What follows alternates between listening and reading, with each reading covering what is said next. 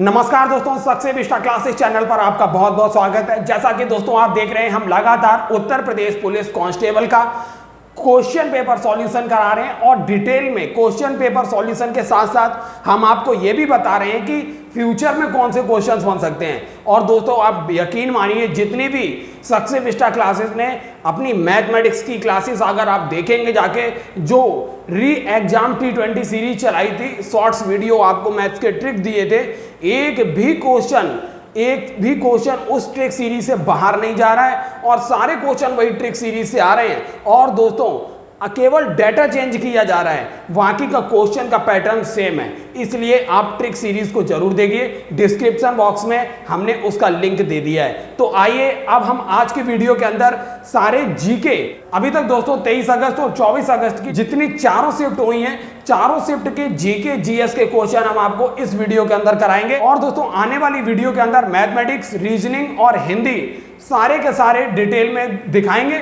जिससे कि आपका जो आगामी पेपर है, अगर आपका पेपर 30-31 को है तो आपको बहुत मदद मिलने वाली है। तो आइए दोस्तों शुरुआत करते हैं बिना समय व्यर्थ किए। हमारा पहला क्वेश्चन है और दोस्तों आपको बता दें, ये 23 अगस्त का जो फर्स्ट शिफ्ट है वो है।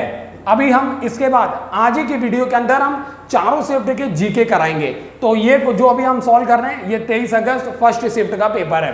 तो अब आइए शुरुआत करते हैं। पहला क्वेश्चन है, इंडियन नेशनल कांग्रेस की स्थापना किस वर्ष हुई थी।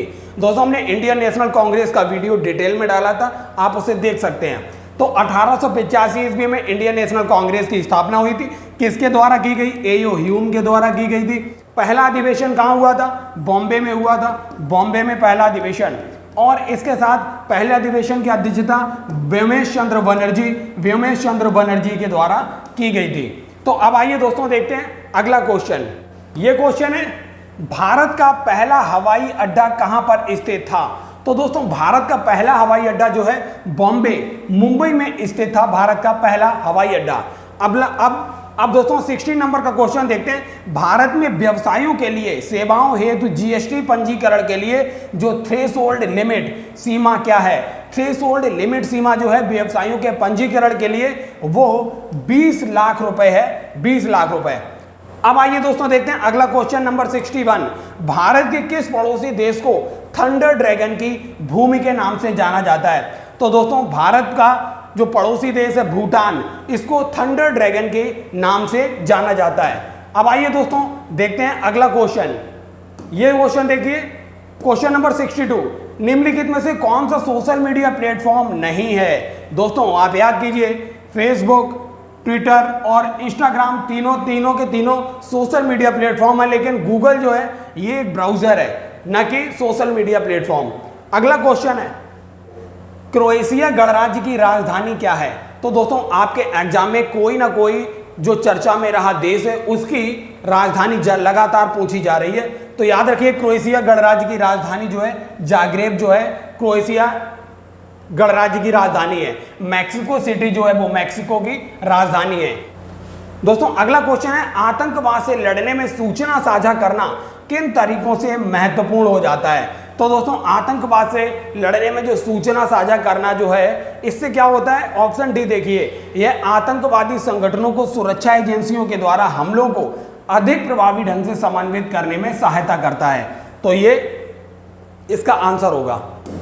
अब क्वेश्चन नंबर 66 देखिए, नोएडा उत्तर प्रदेश के किस जिले के अंतर्गत आता है? तो दोस्तों गौतम बुद्ध नगर, नोएडा जो है ये गौतम बुद्ध नगर जिले के अंतर्गत आता है। अगला क्वेश्चन है, विश्व डाक दिवस कब मनाया जाता है? दोस्तों याद रखिए 9 अक्टूबर को विश्व डाक दिवस के रूप में मनाया जाता है। अब क्वेश्चन ये है 68, जून 2024 तक संघ गृह मंत्रालय प्रमुख कौन है? तो गृह मंत्रालय प्रमुख जो हैं अभी वर्तमान में अमित शाह जो हैं गृह मंत्री हैं। अब ये क्वेश्चन देखिए, क्वेश्चन नंबर 69। निम्नलिखित में से किस प्रकार का प्रदूषण संवर्ध त्वरित यूट्रोफिकेशन सुपोषण करता है? तो याद रखिए दोस्तों, ये जो मृदा प्रदूषण है, मृदा प्रदूषण इसका करेक्ट ऑप्शन है।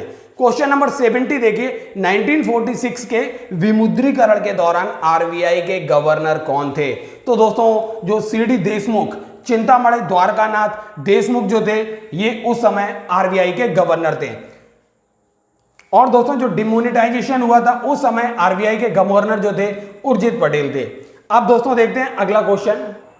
अब देखते हैं ये वाला क्वेश्चन 71।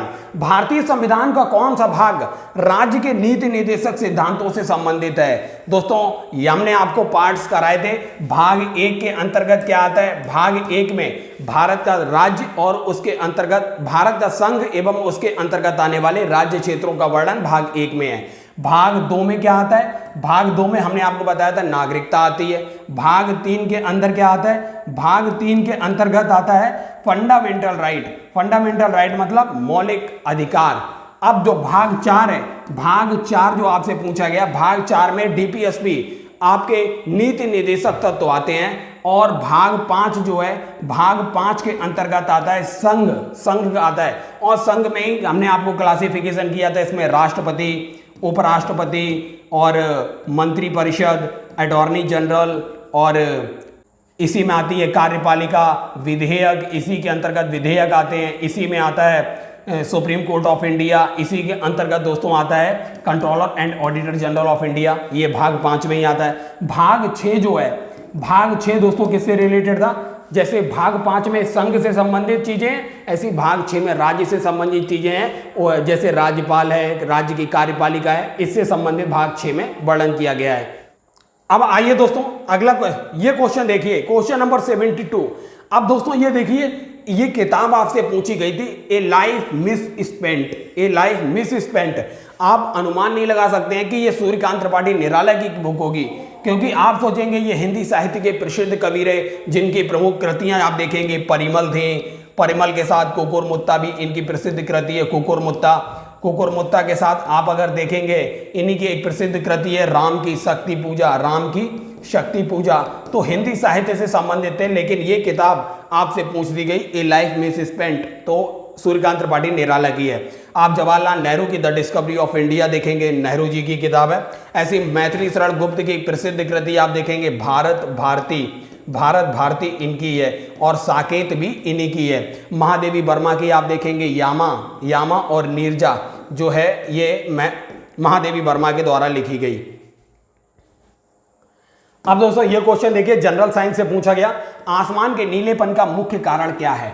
आसमान के नीलेपन का मुख्य कारण दोस्तों क्या है? वायु के अणुओं द्वारा सूर्य के प्रकाश का प्रकीर्णन या बिखराव। आपको ये प्रकीर्णन भी दिया जा सकता था, लेकिन इतना लंबा आपको इसलिए दिया कि आपको कंफ्यूज किया जाए, इसलिए याद रखें ये प्रकीर्णन की वजह से आकाश का रंग नीला दिखाई पड़ता है। अब देखते हैं अगला क्वेश्चन। अब दोस्तों ये देखिए क्वेश्चन नंबर 74। रमन सुब्बा राव, ये करंट अफेयर से रिलेटेड था, जिनका हाल ही में निधन हो गया, किस खेल से जुड़े हुए थे? तो दोस्तों आपको पता है रमन सुब्बा राव का अभी हाल ही में निधन हुआ, और ये जो थे क्रिकेट से संबंधित थे, क्रिकेट के गेम खेलते थे। 75वां क्वेश्चन है, पहली बार राष्ट्रीय कृषि नीति कब घोषित की गई? तो दोस्तों याद रखिए, पहली बार जुलाई 2000 में राष्ट्रीय कृषि नीति घोषित की गई थी।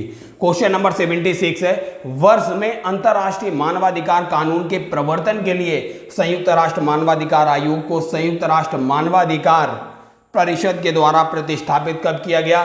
तो 2006 के अंतर्गत ये यूनाइटेड नेशन काउंसिल बनी, जो 2006 में बनी थी। अब देखते हैं दोस्तों अगला क्वेश्चन,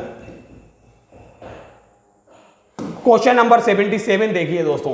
क्वेश्चन नंबर 77 क्या है? अफ्रीका के आर पार दौड़ लगाने वाले पहले व्यक्ति कौन हैं? जो अफ्रीका है, अफ्रीका के आर पार दौड़ लगाने वाले जो पहले व्यक्ति हैं, रस कुक ने अफ्रीका के आर पार दौड़ लगाकर रिकॉर्ड बनाया था। अब दोस्तों अगला क्वेश्चन है 78।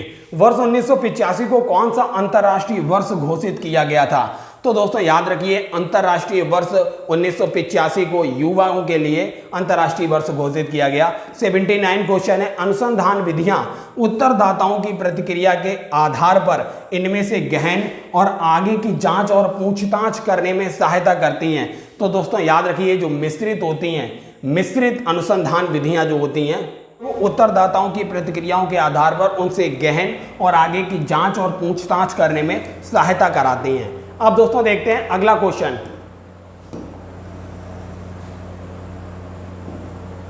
अब दोस्तों ये देखिए अगला क्वेश्चन, बीआरआई का पूर्ण रूप क्या है? दोस्तों आपसे हर शिफ्ट में फुल फॉर्म पूछी जा रही है, याद रखिए BRI का पूरा नाम क्या है, belt and road initiative, belt and road initiative, option D correct है। अब दोस्तों देखते हैं क्वेश्चन नंबर 82, प्रायद्वीपीय भारत की सबसे लंबी नदी कौन सी है। दोस्तों याद रखिए प्रायद्वीपीय भारत का मतलब जो आपका पठारी भाग है, इसकी सबसे लंबी नदी कौन सी है, गोदावरी। इसकी लंबाई कितनी है, 1465 किलोमीटर। दोस्तों ये हमने आपको जब इंडिया का मैप पढ़ाया था तब हमने आपको ये नोट कराया था, प्रायद्वीपीय भारत की सबसे लंबी नदी गोदावरी है। अगला क्वेश्चन है NHRC का पूर्ण रूप क्या है। तो दोस्तों याद रखिए National Human Rights Commission of India, National Human Rights Commission India, option C इसका करेक्ट है।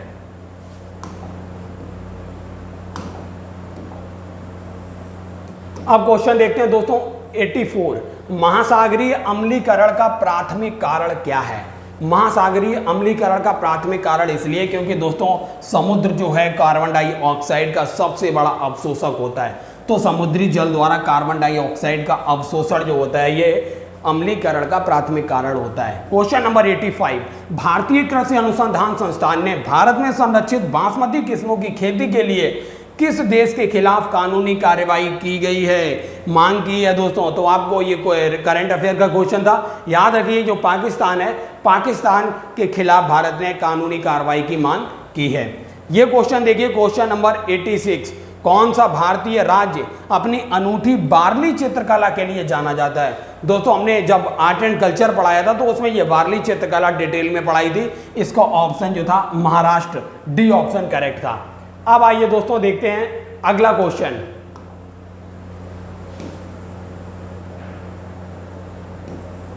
अब दोस्तों ये देखिए यूपी स्पेशल का क्वेश्चन था, चिकनकारी एक पारंपरिक कढ़ाई शैली है जिसकी उत्पत्ति उत्तर प्रदेश के किस शहर में हुई। दोस्तों यूपी स्पेशल में एक चीज कॉमन है, हर एग्जाम में आर्ट एंड कल्चर जो उत्तर प्रदेश का लगातार पूछा जा रहा है। अभी कुश्ती से रिलेटेड क्वेश्चन पूछा गया था और उसके बाद आप देखेंगे एक डांस से रिलेटेड क्वेश्चन था, एक कला से रिलेटेड ये क्वेश्चन है। तो दोस्तों आर्ट एंड कल्चर काफी इंपॉर्टेंट पार्ट रहा है यूपी स्पेशल में। तो याद रखिए जो चिकनकारी पारंपरिक कढ़ाई शैली है यूपी की, ये लखनऊ शहर में है, ऑप्शन डी करेक्ट है। अब देखिए क्वेश्चन नंबर 88, परमाणु ऊर्जा के उत्पादन के लिए कौन सा तत्व आवश्यक है। दोस्तों परमाणु ऊर्जा के उत्पादन के लिए सबसे ज्यादा इंपॉर्टेंट होता है यूरेनियम, यूरेनियम के बिना परमाणु ऊर्जा नहीं बन सकती है।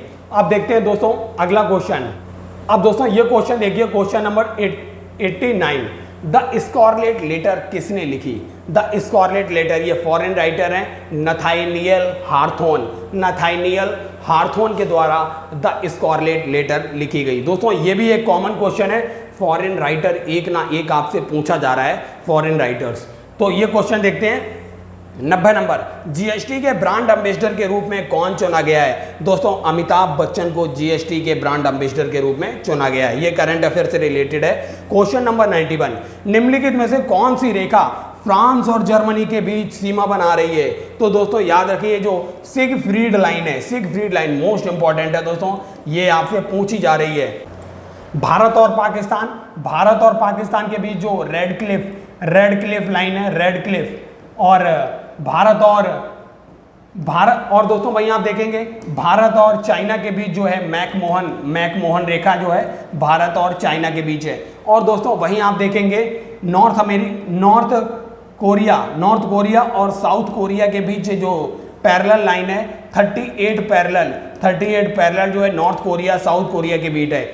और दोस्तों जर्मनी और पोलैंड के बीच जो लाइन है, रेखा है, जर्मनी और पोलैंड के बीच अंतरराष्ट्रीय रेखा है हिंडनबर्ग जो है ये जर्मनी और पोलैंड के बीच लाइन है। और दोस्तों कनाडा अमेरिका के बीच 49 पैरेलल जो है कनाडा और अमेरिका के बीच लाइन है।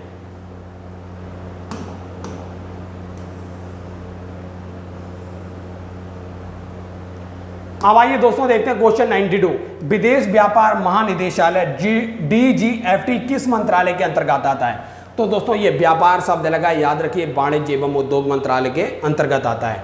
अब देखते हैं क्वेश्चन नंबर 93, उपयोगकर्ता के बीच लगातार संचार को प्रोत्साहित करने के लिए किस सोशल मीडिया प्लेटफॉर्म में स्ट्रीक्स नामक सुविधा दी जाती है। तो दोस्तों याद रखिए, जो स्ट्रीक्स नामक सुविधा है ये स्नैपचैट में दी जाती है। ऑप्शन डी इसका करेक्ट है, स्नैपचैट।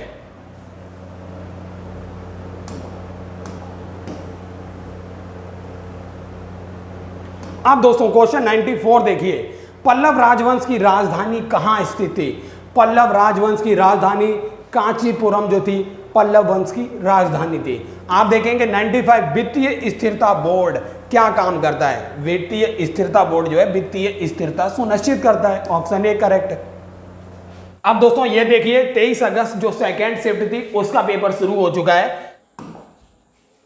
पहला क्वेश्चन देखिए, क्वेश्चन नंबर 94 है, दुनिया भर में आपदा जोखिम में कमी के लिए दिशा निर्देश और सहायता प्रदान करने के लिए कौन सा संगठन जिम्मेदार है? तो दोस्तों जो है UNDRR, ये जो है आपदा जोखिम में कमी के लिए दिशा निर्देश और सहायता प्रदान करने के लिए जिम्मेदार संगठन है। अब दोस्तों देखिए अगला क्वेश्चन देखते हैं। ये क्वेश्चन है question number 95, N era of darkness. दोस्तों ये राजनीतिज्ञ हैं शशि थरूर। शशि थरूर के द्वारा एन इरा ऑफ डार्कनेस लिखी गई है। दोस्तों जैसा आप जानते हैं शशि थरूर की बुक्स जो हैं हमेशा ट्रेंडिंग में रहती हैं और ये आप देखेंगे किसी न किसी एग्जाम में लगातार पूछी जाती रहती हैं। तो क्वेश्चन नंबर 96 है G20। G20 में जो शब्द G है इसका पूरा अर्थ क्या होगा? तो दोस्तों ग्रुप ऑफ 20 जो है इसका पूरा अर्थ है, G का अर्थ है ग्रुप। क्वेश्चन नंबर 97, क्षेत्र कार्य आधारित अनुसंधान को इस प्रकार वर्गीकृत किया गया है, अर्थात field work based research is classified as experimental, प्रयोगात्मक रूप से इसको वर्गीकृत किया गया है। अगला क्वेश्चन है दोस्तों 98, पूर्व राष्ट्रपति डॉक्टर अब्दुल कलाम की जो PURA पूरा योजना संदर्भित करती है। पूरा योजना जो है दोस्तों ग्रामीण क्षेत्रों में शहरी सुविधाएं उपलब्ध कराना, ये इससे संबंधित है। ऑप्शन डी करेक्ट है। अब क्वेश्चन नंबर 99 है, बाजरा का सबसे बड़ा उत्पादक राज्य कौन सा है? तो दोस्तों बाजरा का सबसे बड़ा उत्पादक राज्य आपको पता है राजस्थान जो है मोटे अनाज के लिए सबसे ज्यादा फेमस है। क्वेश्चन नंबर 100, नरौरा परमाणु विद्युत संयंत्र जो उत्तर प्रदेश के अंदर है। दोस्तों जब हमने आपको ये नरौरा परमाणु संयंत्र बताया था तब हमने आपको इस बुलंद शहर पर काफी ज्यादा फोकस किया था, क्योंकि हम जानते थे, हमने कहा था ये नरौरा जो है ये बुलंद शहर के अंदर है। और ये क्वेश्चन देखिए यहां पर पूछ लिया गया, नरौरा परमाणु विद्युत संयंत्र किस जिले में है? तो बुलंद शहर के अंदर है। अब देखिए क्वेश्चन नंबर 101, यूनाइटेड किंगडम की आधिकारिक मुद्रा क्या है? यूनाइटेड किंगडम की जो आधिकारिक मुद्रा है पौंड स्टर्लिंग जो है इसकी आधिकारिक मुद्रा है। अब दोस्तों ग्रीन हाउस गैस की परिभाषा पूछी गई, ग्रीन हाउस गैस क्या होता है? तो दोस्तों जो गैसें अवरक्त विकिरण उत्सर्जित और अवशोषित कर लेती हैं उन्हीं को कहते हैं ग्रीन हाउस गैसेस।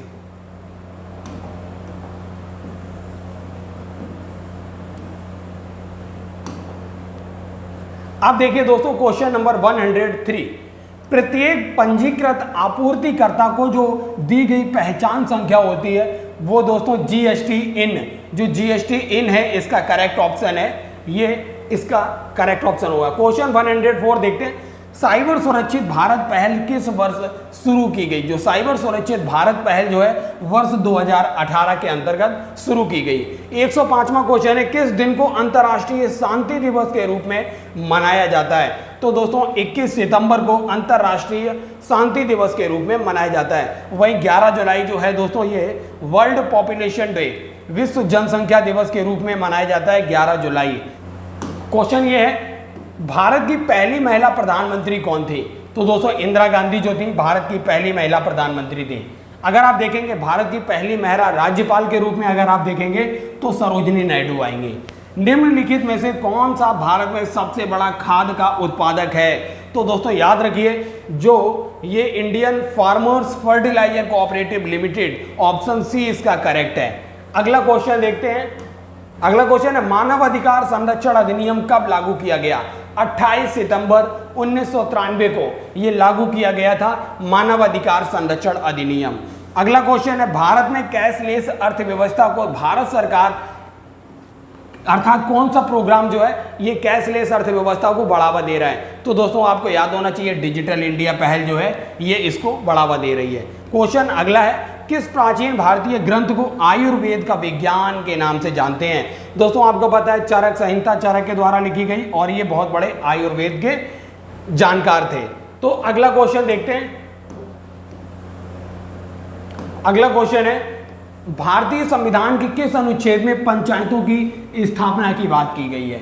तो दोस्तों अनुच्छेद 243 में इन पंचायतों के स्थापना के बारे में डिटेल में चर्चा की गई है। अगला क्वेश्चन है, किस दिन को विश्व मौसम विज्ञान दिवस के रूप में मनाया जाता है?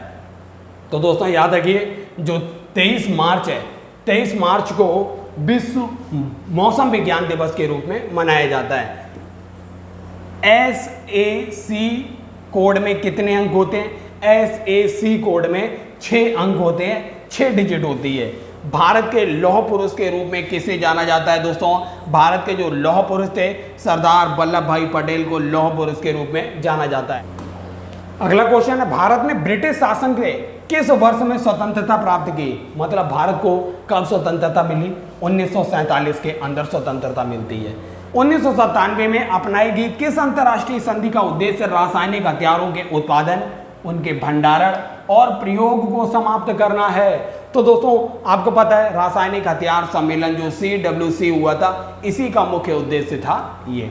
अगला क्वेश्चन देखते हैं। ये क्वेश्चन है, जम्मू और कश्मीर में वार अगेंस्ट वेस्ट के लिए राजदूत के रूप में सितंबर 2023 में किसे नामित किया गया? तो दोस्तों याद रखिए कैप्टन बाना सिंह जो है, कैप्टन बाना सिंह को ये वार अगेंस्ट वेस्ट इसके लिए कैप्टन बाना सिंह को नियुक्त किया गया। ये क्वेश्चन है। अगला क्वेश्चन है, कोशिका में राइबोसोम का मुख्य कार्य क्या होता है? तो दोस्तों कोशिका के अंदर राइबोसोम का जो मुख्य कार्य होता है वो प्रोटीन के संश्लेषण के लिए कार्य किया जाता है। तो दोस्तों ये है मैंग्रोव वितरण मुख्य रूप से अंडमान और निकोबार द्वीप के लिए निम्नलिखित भागों में से कहाँ पाया जाता है? तो याद रखिए जो दोस्तों उत्तरी अंडमान है, उत्तरी अंडमान में ये पाया जाता है। अगला क्वेश्चन है, कौन सा भारतीय राज्य चाय का प्रमुख उत्पादक है? तो प्रमुख उत्पादक चाय का कौन है? असम जो है चाय का प्रमुख उत्पादक है। मसालों का प्रमुख उत्पादक जो है ये केरल है मसालों का। अब आइए देखते हैं, और चावल का प्रमुख उत्पादक कौन है? पश्चिम बंगाल। अब आइए दोस्तों ये क्वेश्चन है, संयुक्त राष्ट्र सुरक्षा परिषद की भूमिका क्या है? संयुक्त राष्ट्र सुरक्षा परिषद की मुख्य भूमिका है अंतर्राष्ट्रीय शांति और सुरक्षा बनाए रखना। अगला क्वेश्चन है, भारत में किस अधिनियम ने गैर कानूनी और आतंकवादी गतिविधियों से निपटने के लिए रूपरेखा प्रदान की है? तो दोस्तों याद रखिए जो UAPA है, यूआपा, इसने गैर कानूनी और आतंकवादी गतिविधियों से निपटने की रूपरेखा तैयार की है। अब दोस्तों ये क्वेश्चन है, ज्यामिति के जनक कौन है? तो ज्यामिति के जनक जो है यूक्लिड। यूक्लिड जो है ये फादर ऑफ ज्योमेट्री के नाम से इनको जानते हैं। सोशल मीडिया संचार में एनालिटिक्स जो टूल्स हैं, विश्लेषण उपकरण का प्रयोग करने का प्राथमिक लाभ क्या है? तो दोस्तों आपको पता है YouTube के अंदर भी एनालिटिक्स टूल है, तो जिसका प्रयोग है हमने जो कंटेंट डाला है उसके प्रदर्शन को मापता है। मापना जो है उसके प्रदर्शन को मापने में काम आता है एनालिटिक्स टूल्स। अगला क्वेश्चन है, वह धन जो वैध तरीके से अर्जित किया जाता है, जिसका हिसाब किताब रखा जाता है, जिसके लिए आयकर या अन्य कर का भुगतान किया जाता है, ऑब्वियस ये बात है सफेद धन होगा, व्हाइट मनी होगी। ये क्वेश्चन देखते हैं, भारतीय संविधान की प्रस्तावना उद्देशिका में ऐसा कौन सा शब्द है जो दर्शाता है कि भारत किसी भी बाहरी नियंत्रण से मुक्त है? तो आपको पता है दोस्तों संपूर्ण प्रभुत्व संपन्न शब्द है जो ये दर्शाता है। क्वेश्चन 128 है, भारत में निम्नलिखित में से कौन सा पठार अरावली और विंध्य क्षेत्र के बीच में स्थित है? तो दोस्तों अरावली और विंध्य क्षेत्र में मालवा का पठार स्थित है।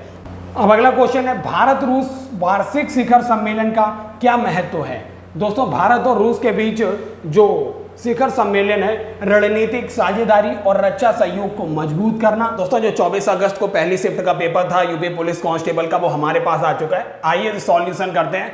सबसे पहले देखते हैं जीके जीएस को, देखते हैं जीके जीएस में कौन कौन से क्वेश्चन पूछे गए। तो आइए सबसे पहला क्वेश्चन है, ट्रोजन वायरस अभी ये रिसेंटली चर्चा में भी रहा, कई सोलर विंड्स ओरियन प्लेटफॉर्मों पर डाला गया था।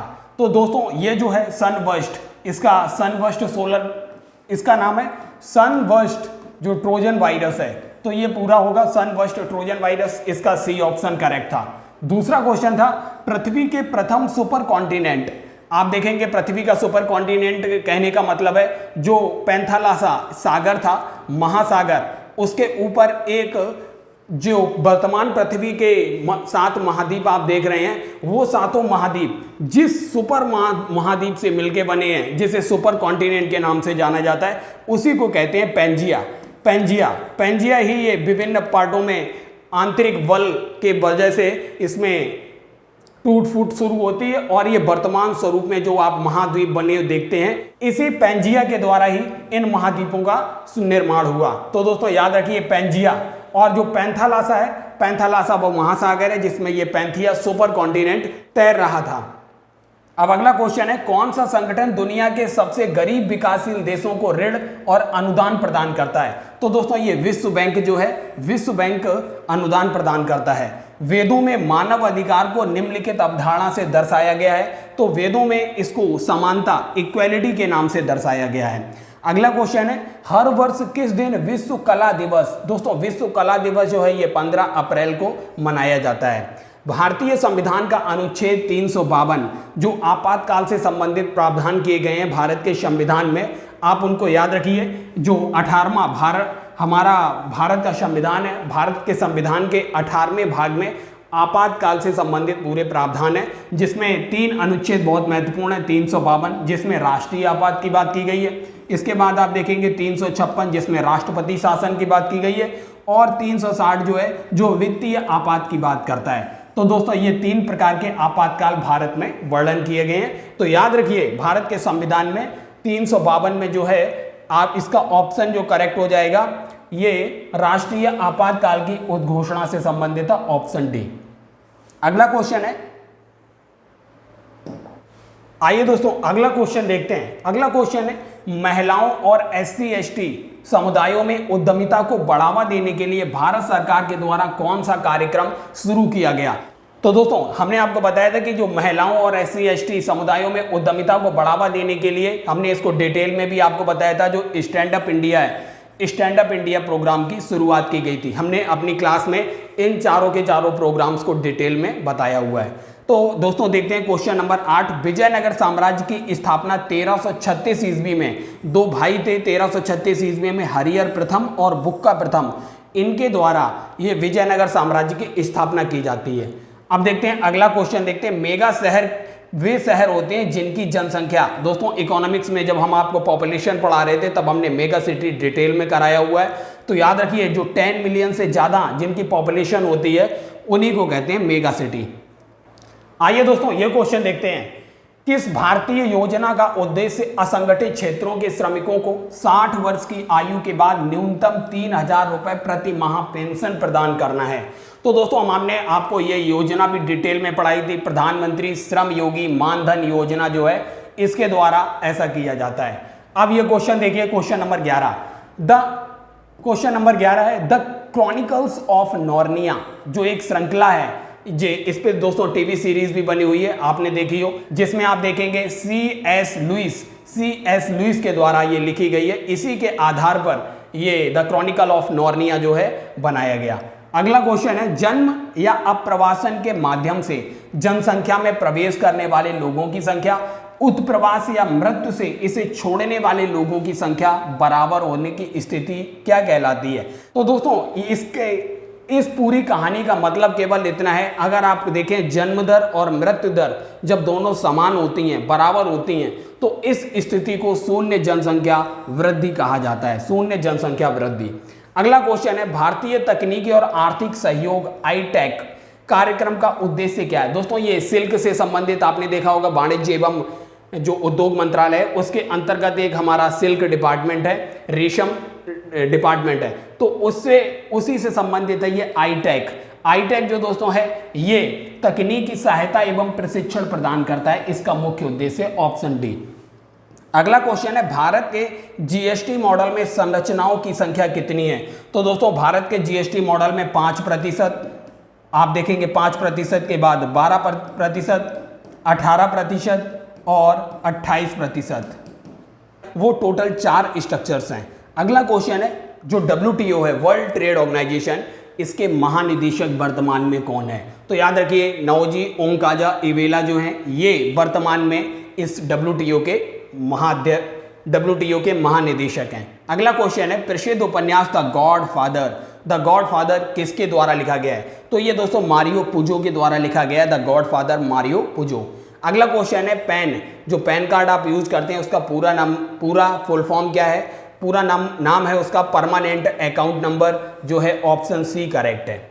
अगला क्वेश्चन है दोस्तों पृथ्वी की जलवायु प्रणाली के लिए ऊर्जा का प्राथमिक स्रोत क्या है? तो पृथ्वी की जलवायु के लिए ऊर्जा का प्राथमिक स्रोत आपको पता है दोस्तों सूर्य है। सूर्य के ही माध्यम से पृथ्वी सबसे ज्यादा अपनी जलवायु प्रणाली के लिए ऊर्जा ग्रहण करती है। तो दोस्तों अगला क्वेश्चन है भारत में वित्तीय आपातकाल की घोषणा करने का अधिकार किसको है? हम आपको बता चुके हैं संविधान का जो भाग 360 है, इसके तहत राष्ट्रपति जो है, भारत का राष्ट्रपति वित्तीय आपातकाल की घोषणा करता है। क्वेश्चन नंबर 20 है फेसबुक ग्राहक सबसे अधिक महत्वपूर्ण सोशल मीडिया मार्केटिंग टूल में से के माध्यम से विशेष ऑफर ऑन डिमांड प्रमोशन के बारे में पता लगा सकते हैं। तो दोस्तों आपने फेसबुक चलाते होंगे तो पोस्ट प्लानर आपको ऑप्शन मिलता होगा। तो अगर आप मार्केटिंग से रिलेटेड फेसबुक यूज करते हैं तब आपको इसके बारे में पता होगा, पोस्ट प्लानर। अगला क्वेश्चन है क्वेश्चन नंबर 21, निम्नलिखित में से कौन सी बांग्लादेश की राजधानी है? बांग्लादेश में दोस्तों अभी उत्पात मचा हुआ है, वहां का तख्ता पलट हुआ है, इस वजह से ये क्वेश्चन आना स्वाभाविक था। ढाका जो है इसकी वर्तमान राजधानी है बांग्लादेश की। क्वेश्चन नंबर 22, हर वर्ष किस दिन अंतर्राष्ट्रीय निशस्त्रीकरण एवं अपसार जागरूकता दिवस के रूप में मनाया जाता है? दोस्तों हमने इंपॉर्टेंट डेज जब आपको लिखाए तब हमने आपको ये 5 मार्च भी लिखाया था, जो अंतर्राष्ट्रीय निशस्त्रीकरण एवं अप्रसार जागरूकता दिवस के रूप में मनाया जाता है। आइए दोस्तों अगला क्वेश्चन है हाल ही में किस भारतीय हवाई अड्डे को यूनेस्को के 2023 के प्रिक्स ब्रसेल्स में मान्यता मिली है? तो दोस्तों याद रखिए जो केम्पेगौड़ा अंतर्राष्ट्रीय हवाई अड्डा है ये बेंगलोर में है, बेंगलोर का हवाई अड्डा है, इसको यूनेस्को के द्वारा प्रिक्स ब्रसेल्स में मान्यता दी गई है। और दोस्तों ये देखते हैं अगला क्वेश्चन है question number 24, human rights and inhuman wrongs, ये पुस्तक किसके द्वारा लिखी गई? दोस्तों अभी रिसेंटली ये चर्चा में थी, VR कृष्ण अय्यर के द्वारा ये पुस्तक लिखी गई। VR कृष्ण अय्यर ने ये पुस्तक लिखी है। दोस्तों अगला क्वेश्चन है कौन सा अंतर्राष्ट्रीय समझौता ओजोन परत के क्षरण के लिए जिम्मेदार अनेक पदार्थों के उत्पादन के चरणबद्ध तरीके से समाप्त करने के लिए ओजोन परत का संरक्षण करने पर केंद्रित है? तो दोस्तों याद रखिए जो ये मॉन्ट्रियल प्रोटोकॉल होता है, मॉन्ट्रियल प्रोटोकॉल आप याद रखिए जो 16 सितंबर है, 16 सितंबर को ओजोन दिवस के रूप में इसीलिए मनाया जाता है क्योंकि ये मॉन्ट्रियल प्रोटोकॉल से संबंधित है और ये मॉन्ट्रियल प्रोटोकॉल ही है जो ओजोन संरक्षण से संबंधित है। क्वेश्चन अगला है दिल्ली का पहला सुल्तान कौन था? दोस्तों ये याद रखिए जो कुतुबुद्दीन ऐबक था, कुतुबुद्दीन ऐबक जब 1206 ईस्वी में जब गुलाम वंश की कमान संभालता है तो ये गुलाम वंश का शासन जो करता है वो लाहौर से करता है, ना कि दिल्ली से करता है। लेकिन यहाँ पूछा गया है दिल्ली का पहला सुल्तान जो था तो लाहौर से राजधानी दिल्ली लेकर आता है इल्तुतमिश, इसका ऑप्शन ए करेक्ट था। नाइट्रोजन की खोज किसके द्वारा की गई? दोस्तों याद रखिए डेनियल जो रदरफोर्ड हैं, डेनियल रदरफोर्ड के द्वारा नाइट्रोजन की खोज की गई। निम्नलिखित में से कौन सा GST का सामान्य पोर्टल है? तो दोस्तों www.gst.gov.in जो है ये GST का ऑफिशियल पोर्टल है। दोस्तों अगला क्वेश्चन है किस पर्वत को ब्लू माउंटेन के रूप में जाना जाता है? तो ब्लू माउंटेन जो है नीलगिरी पर्वत को जाना जाता है ब्लू माउंटेन के रूप में। अगला क्वेश्चन है व्यापार घाटे से क्या अभिप्राय है? दोस्तों व्यापार घाटा जो होता है जब कोई देश आयात ज्यादा करता है निर्यात कम करता है तो इस स्थिति को ही कहते हैं व्यापार घाटा। आयात अधिक होता है निर्यात कम होता है। उत्तर प्रदेश अन्य राज्यों सहित में कुश्ती के पारंपरिक रूप का नाम बताइए जिसमें कुश्तीबाज विशेष रूप से तैयार मिट्टी के गड्ढे में अभ्यास करते हैं जिसे अखाड़ा कहा जाता है। तो दोस्तों इसका डी ऑप्शन करेक्ट था, कुश्ती या पहलवानी के रूप में इसे जाना जाता है।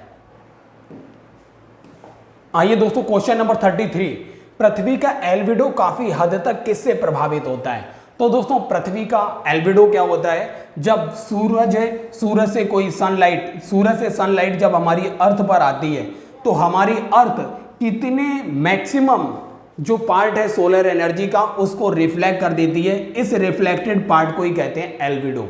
आप देखिए अगर वायुमंडल के अंदर बहुत ज्यादा धूल कण होंगे तो ये एल्बिडो प्रभावित हो जाएगा, लेकिन एल्बिडो सबसे ज्यादा बादल छा जाने से प्रभावित होता है, मेघाच्छादन से ज्यादा प्रभावित होता है।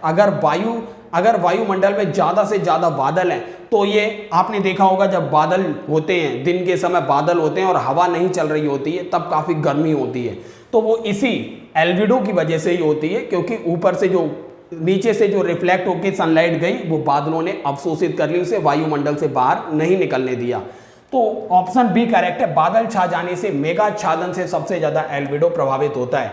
डीएनए की संरचना की खोज किसके द्वारा की गई, तो दोस्तों डीएनए की संरचना की खोज जो है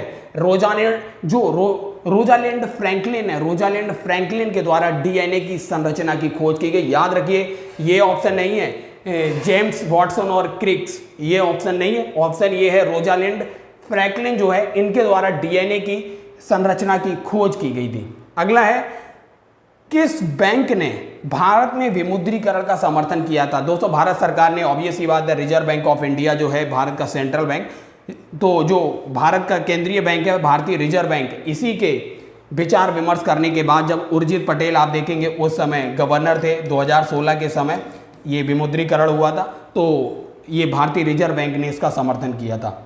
निम्नलिखित में से किस साइबर अपराध में संवेदनशील जानकारी का खुलासा करने के लिए व्यक्तियों को धोखा देना शामिल है। तो दोस्तों ये फिशिंग कई बार पूछा गया, ये लास्ट यूपी पुलिस में भी पूछा जा चुका है, फिशिंग ये ऑप्शन करेक्ट है। आइए दोस्तों ये क्वेश्चन, अगला क्वेश्चन है, निम्नलिखित साहित्य में नोबेल पुरस्कार प्राप्त करने वाले पहले भारतीय कौन थे। दोस्तों यहाँ पे साहित्य है, साहित्य में पहले भारतीय जो थे सर रविंद्रनाथ टैगोर थे, इनको गीतांजलि के लिए आप देखेंगे वर्ष 1913 में नोबेल अवार्ड दिया गया था, और भारत के सबसे पहले नोबेल अवार्ड पाने वाले व्यक्ति भी रविंद्रनाथ टैगोर हैं। अगला क्वेश्चन है, जर्मनी की राजधानी कौन सी है। दोस्तों ऊपर बांग्लादेश की राजधानी पूछी गई, इस बार जर्मनी की यहाँ भी पूछी गई है, तो बर्लिन जो है जर्मनी की राजधानी है। अब आइए दोस्तों ये 24 अगस्त का सेकेंड शिफ्ट का पेपर सॉल्व करते हैं। इसमें देखिए दोस्तों 62 नंबर का जीके का क्वेश्चन है, अर्जुन पुरस्कार किस क्षेत्र में उपलब्धियों के लिए प्रदान किया जाता है। इससे पहले दोस्तों जो फरवरी में आपका एग्जाम हुआ था यूपी पुलिस का, उसमें पूछा गया था हाल ही में अर्जुन पुरस्कार किस खिलाड़ी को दिया गया, उसमें आप देखेंगे शमी अहमद जो क्रिकेटर थे उनका नाम था, लेकिन आप देखेंगे यहाँ उसने अब क्षेत्र पूछ दिया है, तो जब शमी अहमद को, मेरा ऑब्वियस ही बात है वो खेल से ही संबंधित होगा, खेल से संबंधित है। अगला क्वेश्चन है, इंडिया विंस फ्रीडम, काफी इंपॉर्टेंट बुक है दोस्तों, बुक से क्वेश्चन आपके एग्जाम में आ रहे हैं। तो दोस्तों अगर आपने अभी तक बुक्स का लेक्चर नहीं देखा जिसमें हमने 100 से ज्यादा बुक्स हिस्टोरिकल और आप देखेंगे लिटरेचर से संबंधित बुक्स है कवर करा चुके हैं, डिस्क्रिप्शन बॉक्स में आपको उसका लिंक मिल जाएगा। तो देखिए ये क्वेश्चन है, इंडिया विंस फ्रीडम जो बुक लिखी है अबुल कलाम आजाद के द्वारा लिखी गई है। अगला क्वेश्चन दोस्तों देखते हैं, क्वेश्चन नंबर 65, 1993 में मानव अधिकारों पर विश्व सम्मेलन में अपनाया गया। तो दोस्तों ये वियना घोषणा पत्र 1993 में जो मानव अधिकारों से संबंधित ये सम्मेलन हुआ था, वियना घोषणा पत्र को एक्सेप्ट किया गया था। अगला क्वेश्चन है, किस संवैधानिक संशोधन अधिनियम में लोकसभा और राज्य विधानसभाओं में अनुसूचित जातियों और अनुसूचित जनजातियों के लिए जो सीटों का आरक्षण है वो बढ़ाया गया। दोस्तों 42वां संविधान संशोधन आपको पता है, इसे मिनी कॉन्स्टिट्यूशन के नाम से भी जानते हैं। 42वें संविधान संशोधन के द्वारा ही आप देखेंगे जो संविधान है, संविधान की उद्देशिका के अंतर्गत जो पंथनिरपेक्ष, अखंडता और समाजवाद जैसे शब्दों को जोड़ा गया। 44वें संविधान संशोधन काफी महत्वपूर्ण है। 44वें संविधान संशोधन से जो फंडामेंटल राइट्स जो था हमारा संपत्ति का अधिकार, उसको कानूनी अधिकार बनाया गया। 73वां संविधान संशोधन बहुत महत्वपूर्ण है, पंचायतों को आप देखेंगे संवैधानिक दर्जा दिया गया। 79वां संविधान संशोधन है, उसके द्वारा अनुसूचित जातियों और अनुसूचित जनजातियों को आरक्षण को बढ़ाया गया। ऑप्शन डी इसका करेक्ट है। क्वेश्चन अगला देखते हैं, क्वेश्चन नंबर 67, लोकटक झील पूछ लिया दोस्तों, ये कहां पर है? तो लोकटक झील आपको पता है मणिपुर के अंदर है लोकटक झील।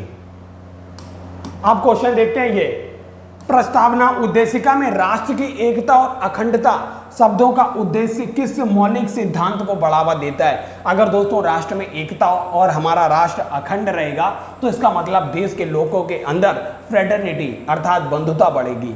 अगला क्वेश्चन है, एक सॉफ्टवेयर प्रोग्राम है जो इंटरनेट के माध्यम से आने वाले सभी डाटा को फिल्टर कर देता है, तो याद रखिए फायरवॉल।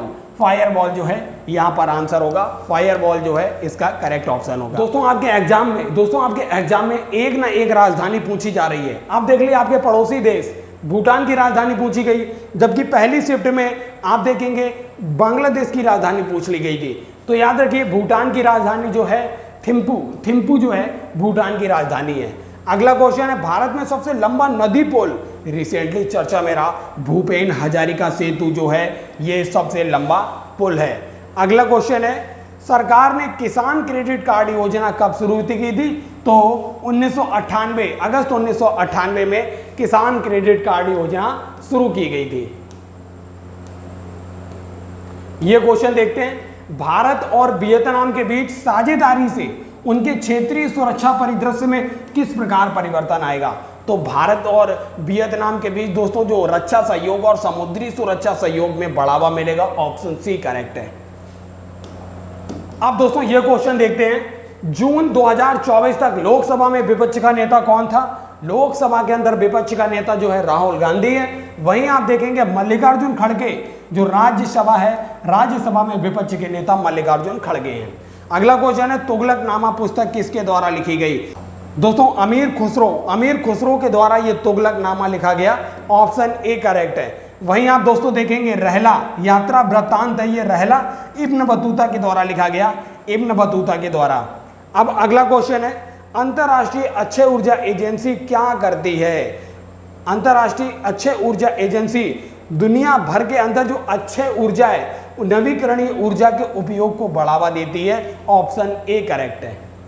अब दोस्तों आइए यह क्वेश्चन देखते हैं, वैश्विक आतंकवाद विरोधी प्रयासों के समन्वय के लिए किस संगठन को जिम्मेदार माना जाता है? इंटरपोल जो इंटरनेशनल पुलिस है ये वैश्विक आतंकवाद विरोध के प्रयासों के लिए सबसे ज्यादा जिम्मेदार है। अगला क्वेश्चन है, दूध उत्पादन ब्रेड आदि आवश्यक वस्तुओं पर जीएसटी दर क्या है? तो दोस्तों ये मूलभूत वस्तुएं हैं, खाद्य वस्तुएं हैं तो 5% है। अगला है, चंद्रमा पर नासा के मानव युक्त लैंडिंग जो मिशन है उसको क्या नाम दिया गया जो 24-25 तक होने की संभावना है?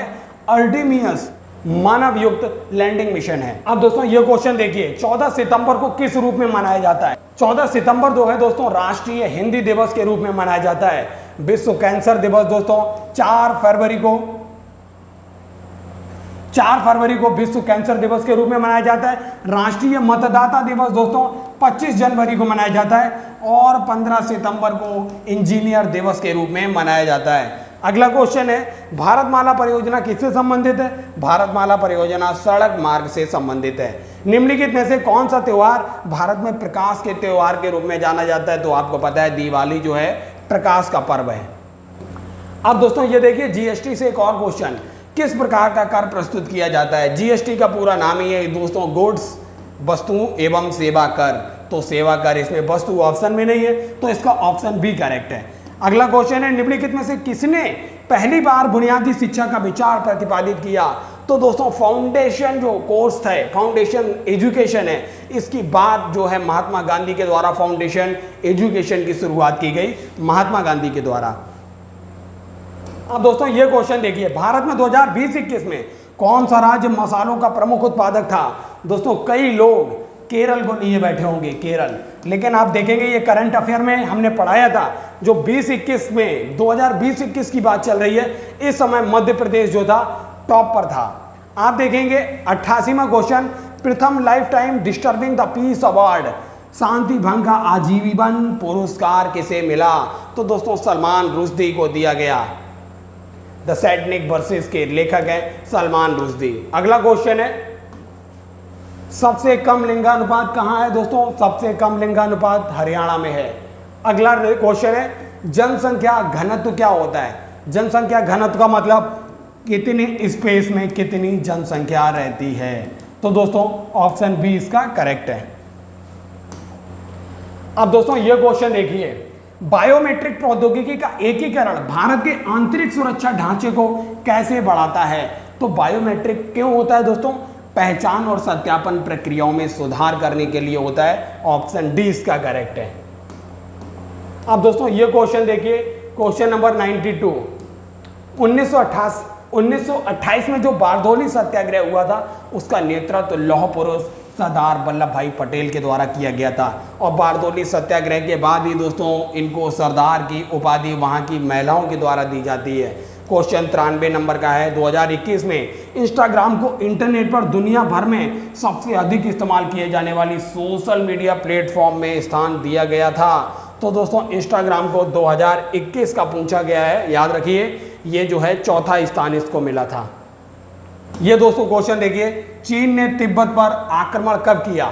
चीन ने तिब्बत पर 1950 में आक्रमण किया था। निम्नलिखित में से किस जीव को जल प्रदूषण का जैव संकेतक माना जाता है? जल प्रदूषण का जैव संकेतक दोस्तों आपको पता है, जेब्रा, शेर, ये तो कुछ नहीं होंगे, केंचुआ।